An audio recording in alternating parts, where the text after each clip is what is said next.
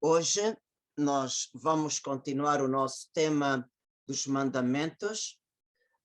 Vimos a última vez o quarto mandamento, honrar pai, mãe e outros legítimos superiores, e hoje vamos tratar do tema do quinto mandamento, não matar nem causar outro dano a si mesmo ou ao próximo. E nós vamos começar a nossa meditação com a leitura do livro do Gênesis, capítulo 1, versículo 26 a 27. Disse Deus: façamos o homem à nossa imagem, à nossa semelhança, para que domine sobre os peixes do mar, sobre as aves dos céus, sobre os animais domésticos e sobre todos os répteis que rastejam pela terra. Deus criou o homem à sua imagem, criou a imagem de Deus, ele os criou homem e mulher.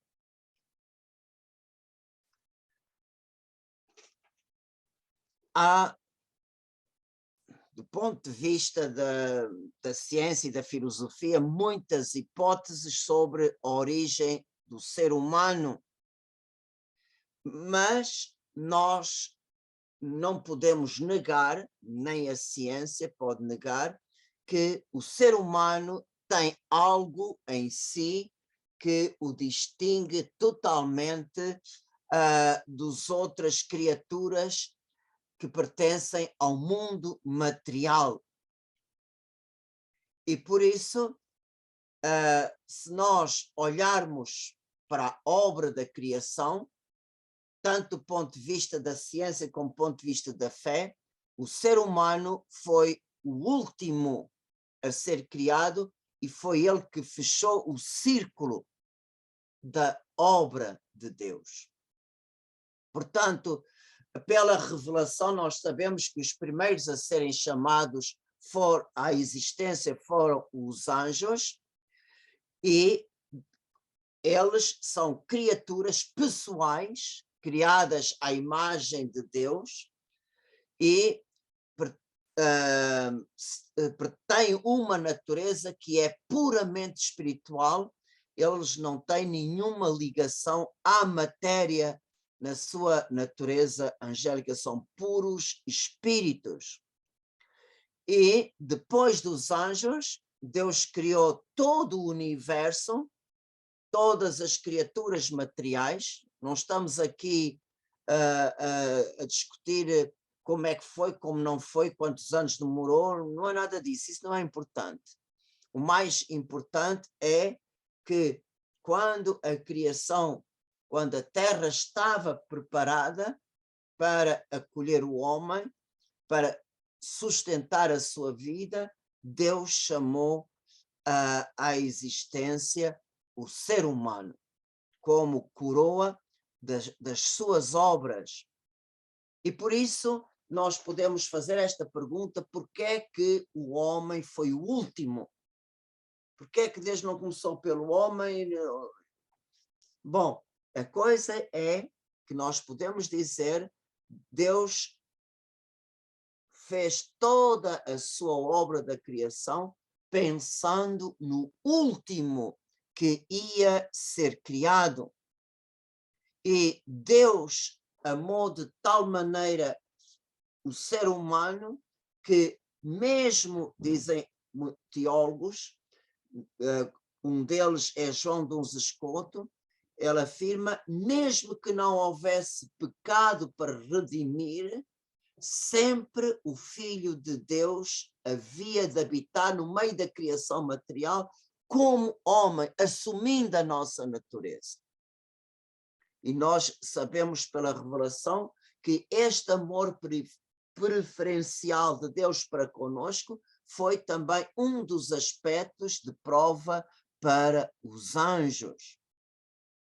Por isso, nós vemos sempre o Filho de Deus seria Emmanuel, quer dizer, Deus conosco, Deus no meio de nós.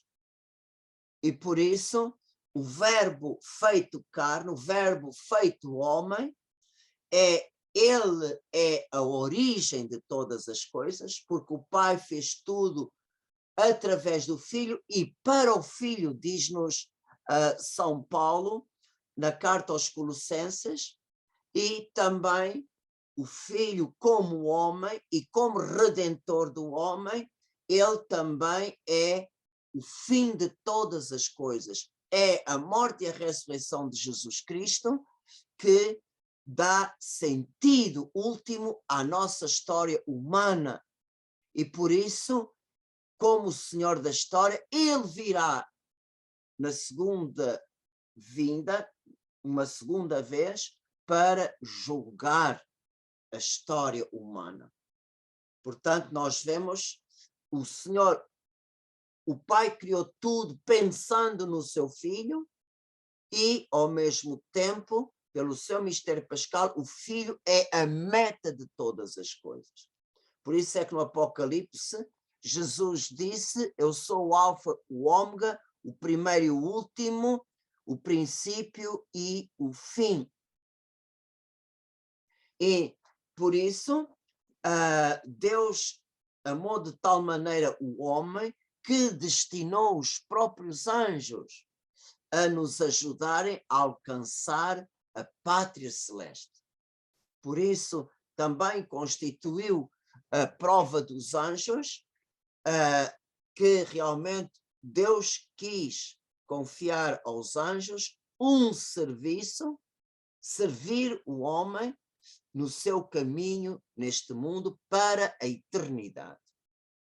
Portanto, nós vemos como nós somos tão preciosos aos olhos de Deus. Realmente Deus nos ama com um amor de preferência.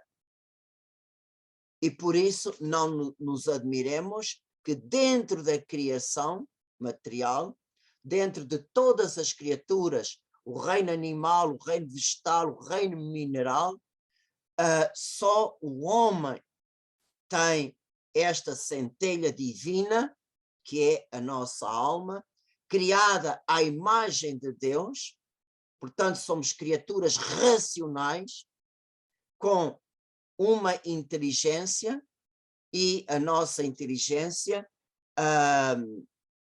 é capaz de conhecer a nós próprios, somos capazes de conhecer os outros e somos capazes de conhecer a Deus. E, por isso, a nossa inteligência também ilumina a nossa vontade, e o maior dom que Deus nos deu foi a liberdade. E, claro, a liberdade, a nossa liberdade, as nossas decisões, todas têm as suas consequências. Portanto, a liberdade tem que ser uma liberdade responsável. Portanto, e por isso a nossa vontade livre decide também, através das nossas obras, o nosso destino eterno. E isto é graças à nossa alma, com as suas capacidades, é nesta capacidade de inteligência e de vontade que somos imagem de Deus. E pelo batismo tornamos-nos ou recuperamos aquilo que o pecado original destruiu, que foi a vida divina. O homem, ao ser criado, ao sair das mãos de Deus, tal como os anjos, eram imagem e semelhança de Deus. Embora a semelhança podia ser perdida, e como realmente pelo pecado o homem perdeu, mas recuperamos pela morte e ressurreição de Cristo, pela nossa entrada no corpo de Cristo através do batismo.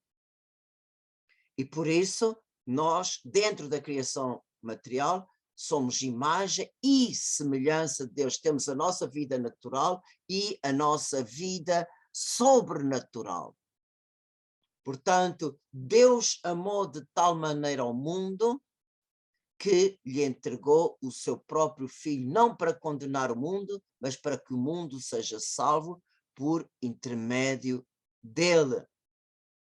Por isso, o Pai olha para nós e vê em nós o sangue derramado pelo seu Filho.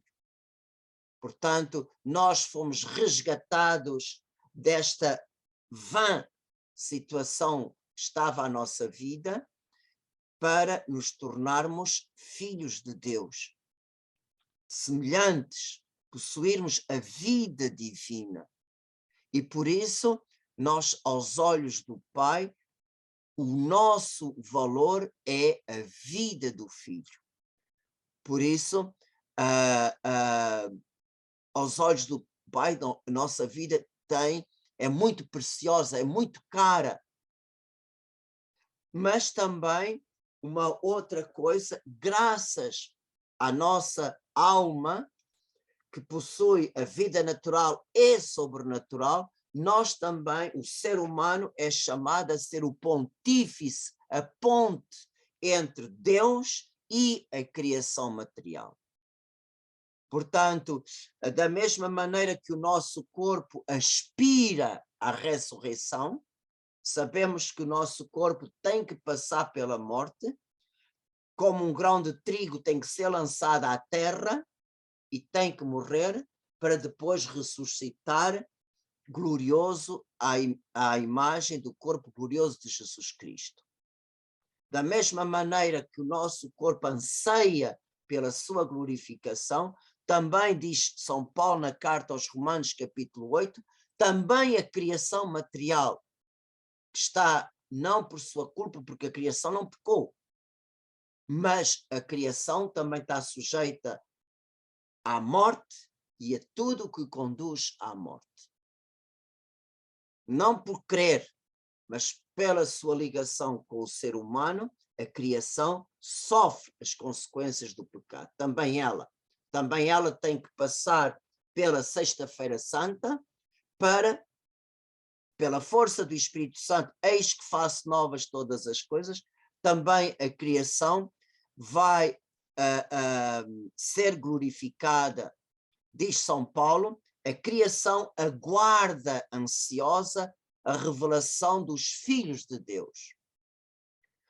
Se ela foi submetida à vaidade, a vaidade para São Paulo é a corrupção, aquilo que conduz à morte, não voluntariamente, mas por causa de quem a submeteu, foi com a esperança de ser também ela libertada da escravidão da corrupção para participar livremente da glória dos filhos de Deus. Portanto, também nós temos a missão neste mundo de santificar pelas nossas obras aquilo que nós utilizamos. Por exemplo, só um exemplo, e isso vocês vão compreender claramente, por exemplo, quando se cozinha, aqueles alimentos são transformados e pelo amor com que cozinhamos e ao mesmo tempo a bênção que nós damos à mesa, à refeição, aqueles alimentos, além de alimentar o nosso corpo, também eles estão a ser santificados, não só pelo nosso trabalho, mas também pela nossa oração. Por isso, nós vemos que a nossa meta, a nossa missão neste mundo é muito preciosa aos olhos de Deus, como também a meta para o qual Deus nos criou. Deus nos criou para o céu. E o que é o céu? É uma realidade que nem o olho viu, nem o ouvido ouviu, nem jamais passou pelo pensamento do homem, o que Deus preparou para aqueles que o amam. Portanto, o céu é algo que ultrapassa tudo o que nós podemos imaginar deste mundo. E por isso, o Senhor quer nos dar a coroa da vitória, a coroa que está destinada ao servo bom e fiel. Como o Senhor diz na parábola dos talentos, muito bem, servo bom e fiel, foste fiel em coisas de pouca importância, muito te confiarei, entre no gozo do teu Senhor. Este é que é verdadeiramente o nosso destino. Portanto, nós estamos neste mundo de passagem, não somos daqui, estamos destinados a uma realidade, a herdar, como filhos de Deus, somos herdeiros da casa do Pai. Portanto, a nossa vida neste mundo reveste de uma importância extraordinária. Uma importância que nós até não podemos imaginar o nosso valor. Mas temos uma importância aos olhos de Deus, mais uma vez eu repito, aos olhos do Pai, o nosso preço é a vida e o sangue do seu Filho. Por isso, a supressão da vida humana pelo suicídio ou pelo homicídio é algo verdadeiramente grave contra o amor generoso e gratuito de Deus Criador. Portanto, o próprio homicídio voluntário é um dos 4 pecados que clamam aos céus. Portanto, é importante de pensarmos bem no valor que tem a vida humana. É importante nós pensarmos isto. Quanto valho eu aos olhos de Deus? Quanto vale a minha vida? E por isso é importante nós pensarmos, e nós, como vivemos só uma vez, nós temos que pensar, será que eu tenho aproveitado bem o tempo da minha vida? Tenho aproveitado bem os dons que Deus me deu? Tenho aproveitado bem a saúde que Deus me deu? Tudo isto são dons que Deus nos tem dado para alcançarmos o céu. E, por isso, a proteção da vida é primordial. Pelo valor que nós temos, pela missão que nós temos neste mundo. Por isso, a proteção da vida deve começar desde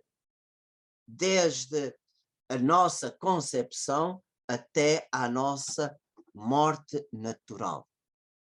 Claro que, ao falarmos do 5º mandamento, é impossível de tocarmos em todos os assuntos,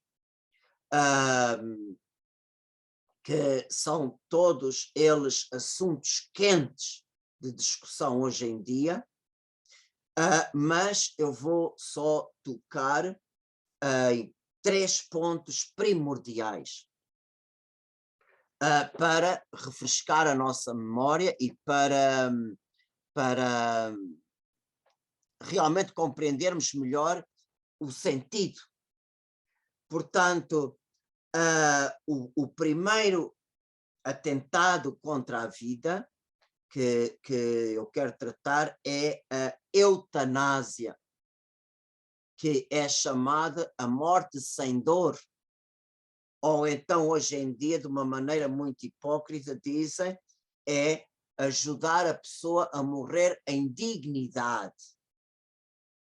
Portanto, os slogans que hoje utilizam para justificar isto, as palavras são bonitas, mas a realidade é outra. E então nós podemos dizer o que é que vem ser a eutanásia.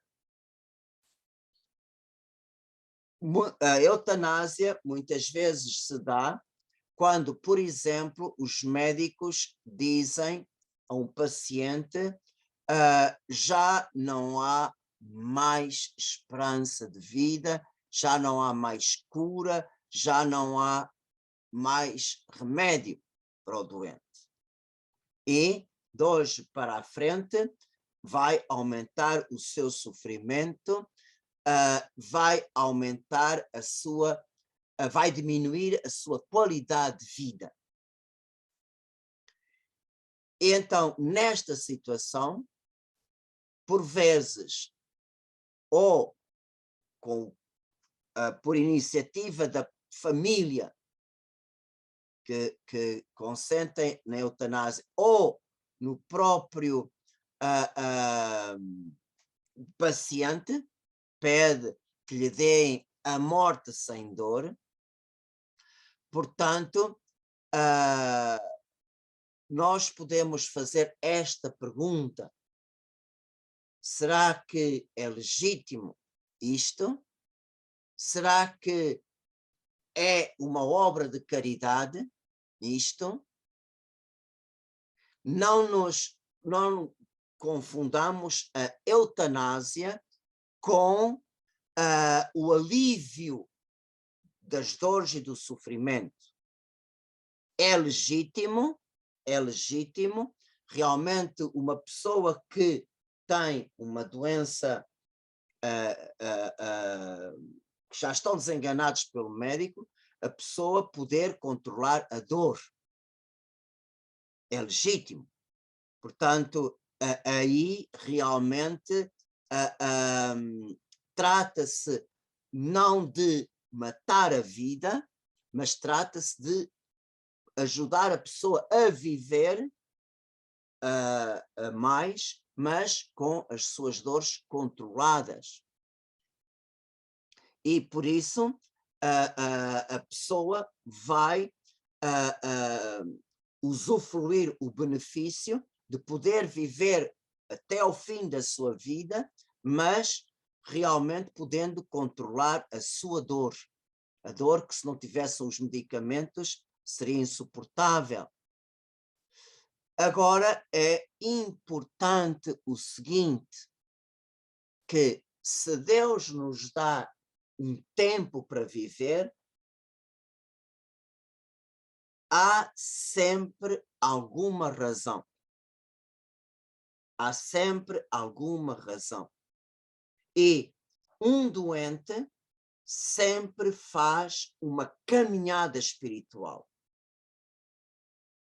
Um doente que, por exemplo, está numa última fase, a pessoa, por si própria e com certeza inspirada pelo Espírito Santo, a pessoa começa a olhar para a vida com os olhos diferentes. E a pessoa instintivamente começa a se apegar àquilo que é essencial, aquilo que é o mais importante. Aquilo que nós, quando temos saúde, nós nos apegamos a tanta coisa, tanta coisa. Quando chegamos a uma fase, a uma última etapa, essas coisas que antes dávamos importância começam a perder a importância, para nós darmos importância àquilo que é o principal. E neste apego ao principal, a pessoa faz uma caminhada espiritual dando valor àquilo que realmente tem valor. E esta pessoa vai reviver a sua vida com outros olhos. E se Deus dá a esta pessoa, não importa se é uma semana, se é um mês, se é um ano, se é 2, 3, não importa. O importante é que neste tempo a pessoa tem tempo para reviver, para se apegar ao principal, e ao mesmo tempo a pessoa ainda tem tempo para fazer coisas que não faria se não estivesse nessa situação. E eu, como sacerdote, nestes 35 anos, tenho encontrado muitos casos de pessoas que, por exemplo, no estado da sua enfermidade, dizem aos seus filhos ou dizem aos seus familiares coisas que, noutra circunstância, nunca diriam. Uma palavra de apreço, uma palavra de amor, uma palavra de gratidão. A pessoa realmente exprime para com aqueles que realmente é o essencial, o principal da sua vida, a pessoa exprime nas suas palavras aquilo que no seu coração nunca fez na vida. E também nós temos outra dimensão, não só a dimensão de gratidão, não só uma dimensão de apreço, de amor, de exprimir aquilo que em vida não teve ocasião, como também muitas vezes há reconciliações profundas consigo próprio e também com os outros.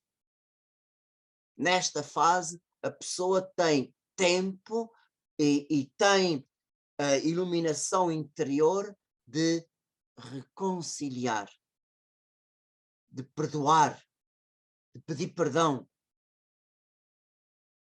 E esta caminhada interior e exterior com aqueles que são os principais, o essencial da sua vida, realmente a pessoa transforma-se.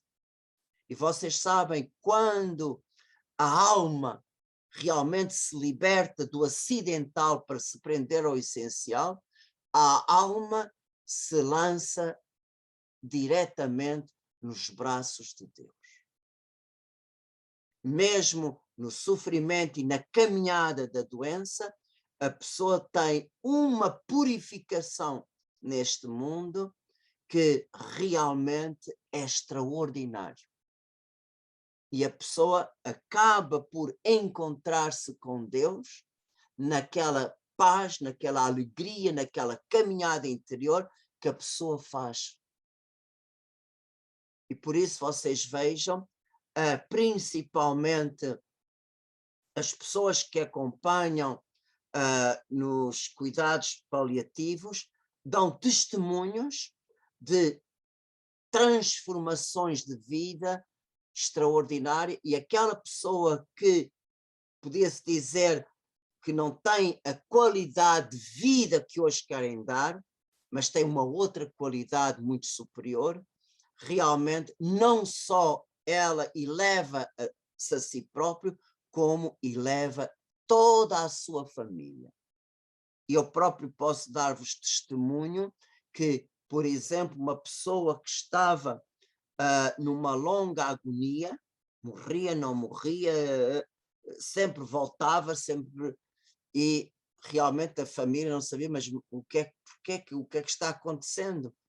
E os médicos também queriam forçar a desligar as máquinas, não. E a coisa era que faltava um filho. E quando aquele filho, depois de um tempo, chegou, e aquela mãe teve a oportunidade de olhar o filho, de ouvir a voz do filho, então a partir daí ela partiu em paz. Portanto, nós não sabemos nem compreendemos a ação do Espírito Santo na última fase de uma pessoa. Mais uma vez digo, é legítimo aliviar a dor, não tem aqui nenhum pecado contra a vida, mas é importante, se nós fazemos a eutanásia, privamos a pessoa desta caminhada humana e espiritual que a pessoa tem que fazer. Que a pessoa realmente tem que fazer para partir em paz neste mundo. E por isso a eutanásia é um crime contra a vida, porque se impede de realmente a pessoa realizar a sua missão até ao fim. E quantas vezes que a pessoa doente ganha uma força de alma de tal maneira que a pessoa também se oferece a Deus no seu sofrimento, a sua doença, os seus dias, oferece ao Senhor pela salvação do mundo. E por isso essa pessoa transforma-se em Cristo crucificado, diz João Paulo II naquele documento sobre o valor do sofrimento, o sentido cristão do valor do sofrimento. Que realmente essas pessoas, muitas vezes na doença, transformam-se em almas reparadoras, como também transformam-se em cordeiros que oferecem, como Jesus Cristo, a sua vida pela salvação do mundo. E não nos esqueçamos também que Nosso Senhor nos dá para ajudar os doentes um sacramento especial, a unção dos doentes. Realmente uma coisa é falar da unção dos doentes, outra coisa é viver a unção dos doentes. E eu posso vos dizer que a experiência que eu tive do sacramento da Santa Unção em London, na festa do Santíssimo Nome de Maria, em setembro, realmente foi para mim uma experiência mais extraordinária da presença de Deus. Realmente, depois de ter passado aquela, com a Natália, comigo, na urgência, uma boa parte da noite, e saí do hospital, e depois, na noite, no fim da tarde daquele sábado, fui ao Sr. Padre Nelson Cabral e realmente confessei-me e recebi a unção dos doentes. Eu fiz uma confissão como se fosse a última da minha vida. E ao receber aquela santa unção, Nosso Senhor deu-me uma transformação, um desapego. Deu-me aquele sentido que eu acabei de vos falar, de realmente a gente ver, separar o secundário para nos apegar ao essencial. E isso dá-nos uma presença de Deus, uma alegria, dá-nos uma paz que não é deste mundo. Dá-nos uma paz que não é deste mundo. E este sentimento da presença de Deus, da alegria de estar em Deus, eu sentia sensivelmente mais de uma semana. Mais de uma semana. Foi uma das experiências mais fortes e realmente eu estava pronto para morrer, não me importava de morrer. Depois, quando passei o exame aqui no Instituto de Cardiologia e o médico disse que eu não tinha nada, tenho um coração de um jovem de 18 anos, eu fiquei com tanta pena. Ai, Senhor, por que é que eu não morri? E realmente a gente vê este sacramento tem uma força extraordinária.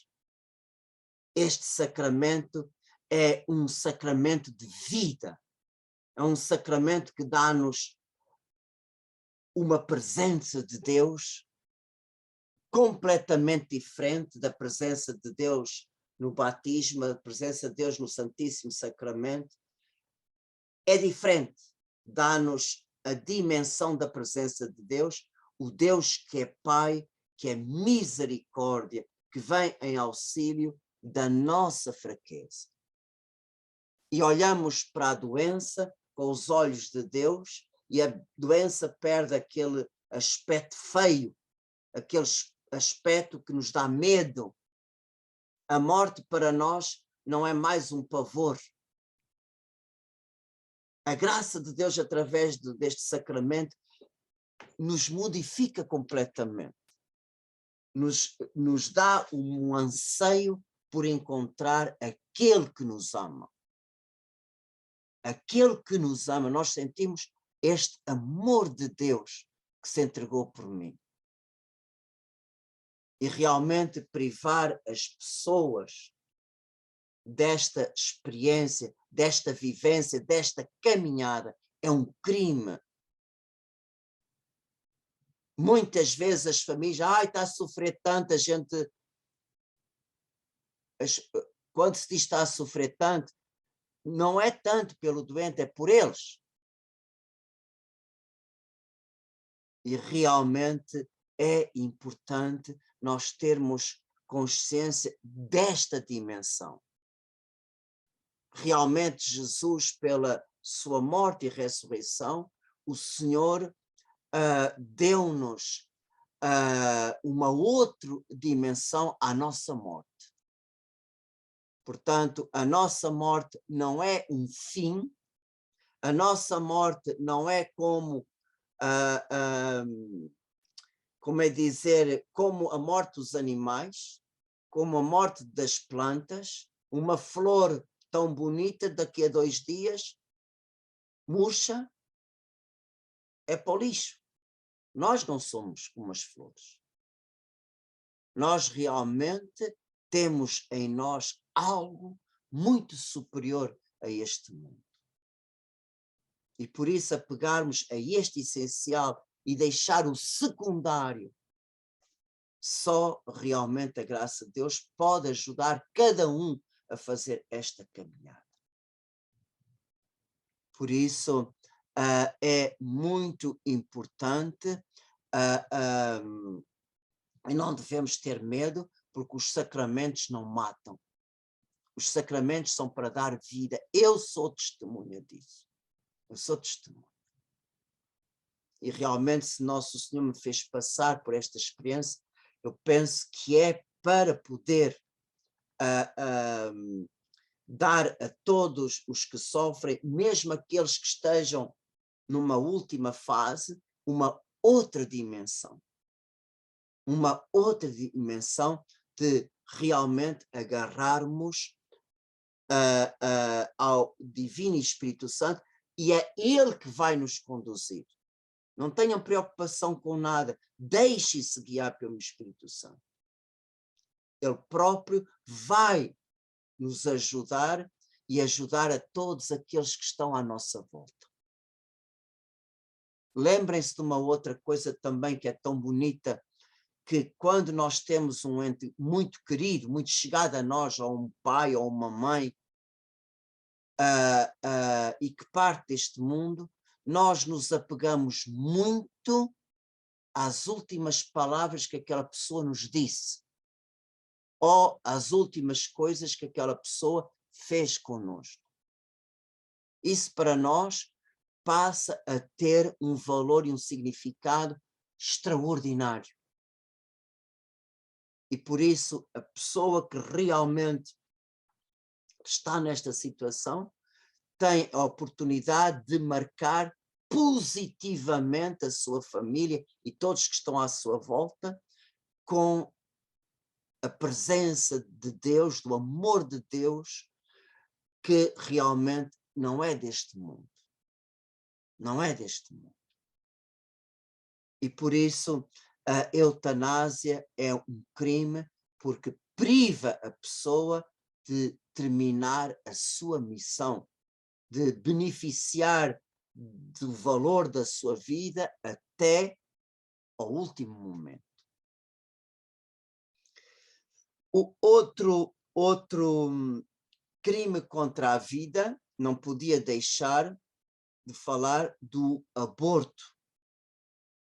Portanto, o que o aborto mata é um ser humano. Mesmo que seja um ser humano, um feto que tem uma vida tão frágil como um peixe. Mas é uma vida humana, mesmo sendo muito frágil. Por exemplo, com 3 semanas, o coração do feto já bate, bombeando um tipo de sangue diferente de sua mãe, com 3 semanas. Nem um mês. Com 1 mês e meio, com 6 semanas, o feto já se começa a mexer. E se tocar no narizinho do feto ou na boca, o feto já desvia a cabeça. E, portanto, com auxílio de microscópios de grande precisão, já se pode medir 46 cromossomas em cada célula daquele corpinho, que prova bem que é um ser humano.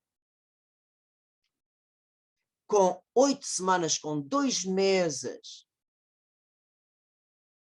se realmente se põe no feto qualquer coisa na sua mão, ele já segura. E em casos de extrema gravidade, já se pode fazer um exame ao coração do bebê, com instrumentos de precisão. Com 11 semanas, 3 meses e 3 semanas, portanto, já se pode ver que as mãozinhas e os pezinhos estão formados e eles já possuem as impressões digitais. E os seus órgãos já funcionam e a única coisa que precisa agora é que realmente lhe deem tempo para estes órgãos se desenvolverem. Portanto, mesmo que seja uma vida muito frágil como um peixe, não há nenhum direito, não há ninguém que tenha o direito de eliminar, de tirar a este ser humano que está em formação o seu direito essencial à vida. E hoje olha-se este problema com outro aspecto. Não se concentra no feto, concentra-se em outros aspectos. Hoje, com a dificuldade de habitação de casa, são cada vez mais caras, são pequenas, o casal não pode ter muitos filhos. Os salários são pequenos, portanto, não se pode ter muitos filhos porque há muitas bocas a comer. Hoje, dar educação a uma criança é muito caro, dar-lhe os estudos, por isso não se pode ter tantos. Também o sistema de saúde é muito caro e por isso não se deve ter filhos doentes ou deficientes, que só vêm ao mundo para sofrer e dar trabalho aos outros. E por isso vemos para a solução dos problemas da habitação, dos baixos salários, os problemas para solucionar os problemas educacionais mata-se o que está a mais. Portanto, se mata-se as crianças que eles dizem vieram por acidente, então, matando os fetos, há menos problemas nas famílias, na sociedade e o amor é mais livre. E vemos que isto é uma solução hipócrita. Porque é que a morte dos inocentes é hoje posta como solução para todos os problemas da sociedade? Em vez de destruir a vida, não há possibilidade de melhorar as condições que a tornam intolerável e impossível para muitos? Nós vemos hoje, por exemplo, um dos problemas das dificuldades das condições de vida é a má distribuição da riqueza. Os ricos cada vez mais ricos e os pobres cada vez mais pobres. Portanto, é importante construir-se uma sociedade onde os bens materiais são o fim. Por exemplo, hoje, muitas vezes, os pais querem dar aos filhos, querem fazer dos filhos um rei. A criança já tem que ter um celular, a criança já tem que ter os jogos eletrónicos, a criança já tem que ter toda aquela gama de brinquedos que realmente tem que ter, as roupas têm que ter aquela marca, como é importante ter roupas de marca. Hoje, a nossa sociedade de consumo constrói muitas necessidades artificiais.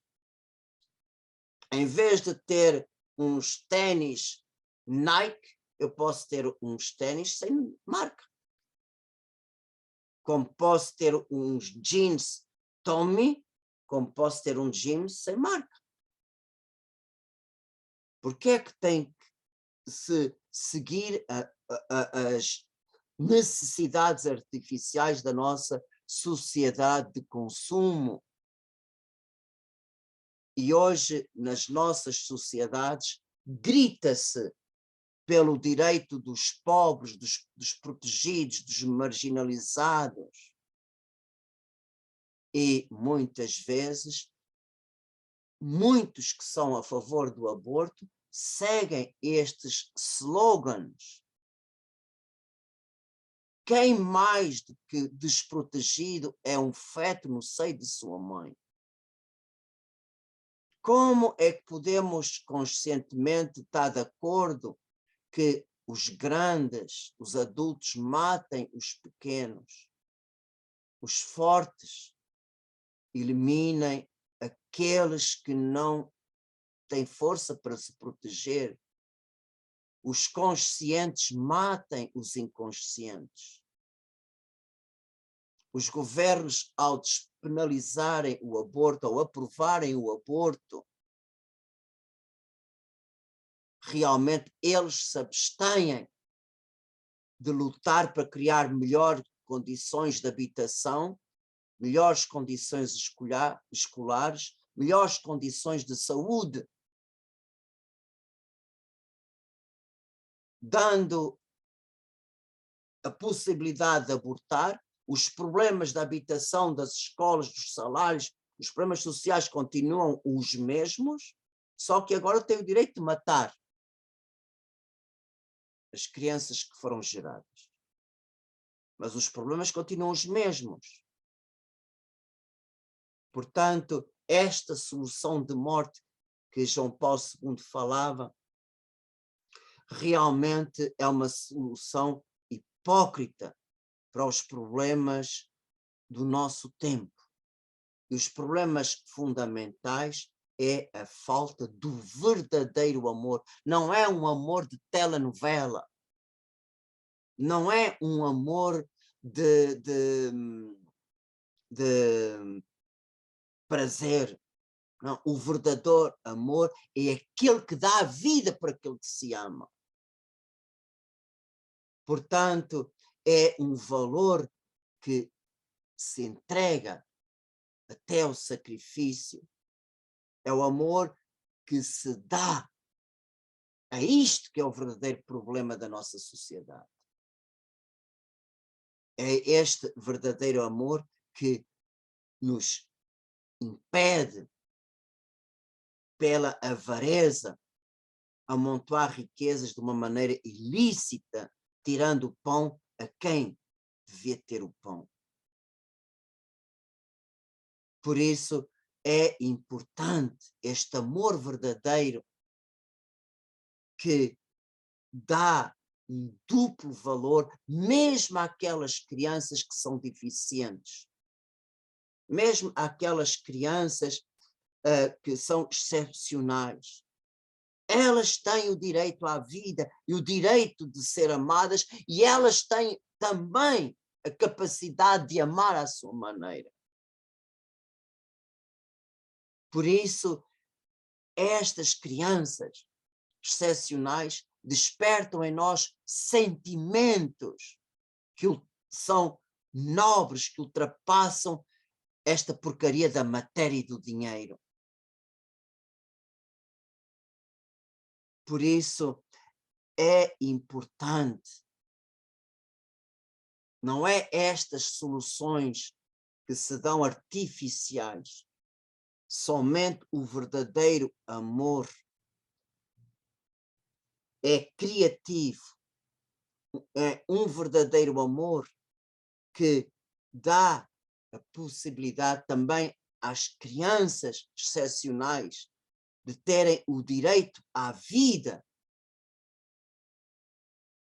dá a estas crianças excepcionais a possibilidade de serem bem-vindas a este mundo. Bem-vindas. Por isso, o aborto não é solução. Não é solução. Pelo contrário, por causa disto, nós privamos já o mundo de milhões e milhões e milhões de seres humanos.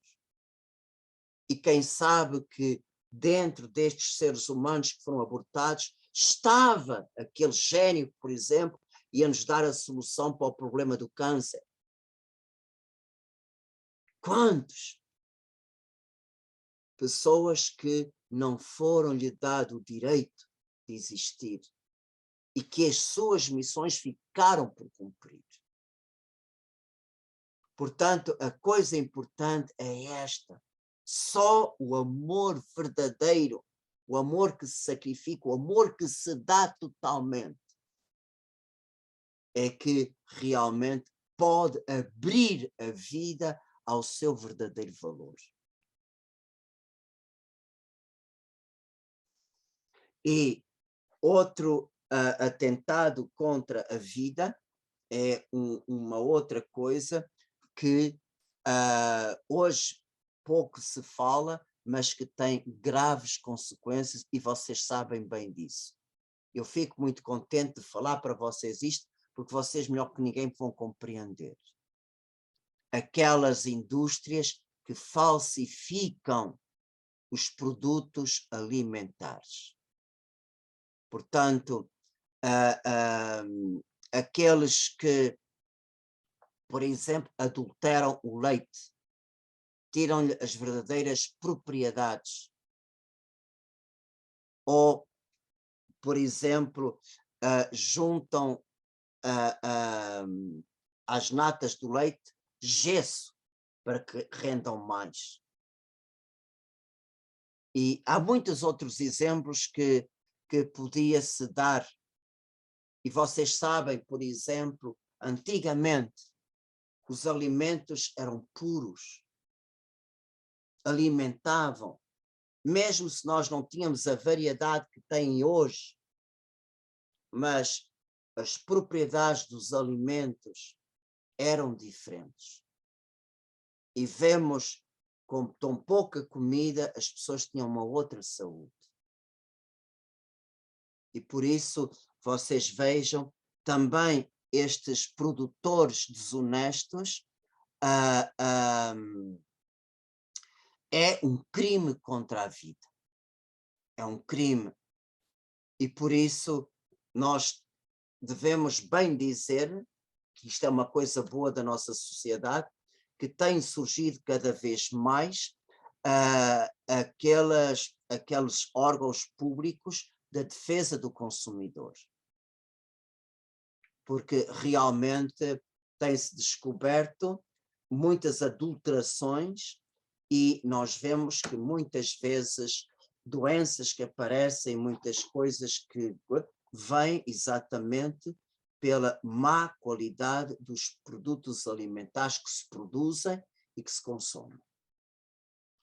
Por isso, isto também é um crime contra a vida. E hoje eu vou parar por aqui, porque eu penso que os 3 temas que vos dei são bastante fortes, são pesados, e eu preciso também de falar sobre os crimes que matam a vida da alma. Portanto, o quinto mandamento não se refere só a não matar o corpo, e eu hoje só falei deste aspecto, mas também se refere a não matar a alma da pessoa. E por isso eu vou deixar a segunda parte desta meditação, desta catequese, para continuar a semana que vem. Por isso que o Espírito Santo nos ajude a cada vez mais ter a nossa vida em alto preço, de olhar para a nossa vida desde a nossa concepção até a nossa morte com uma certa veneração. Realmente o Pai olha para mim através da vida do seu Filho. Por isso, bendito seja Deus que nos criou e que existimos. E bendito seja Deus pelos pais que Nosso Senhor nos deu. Amém.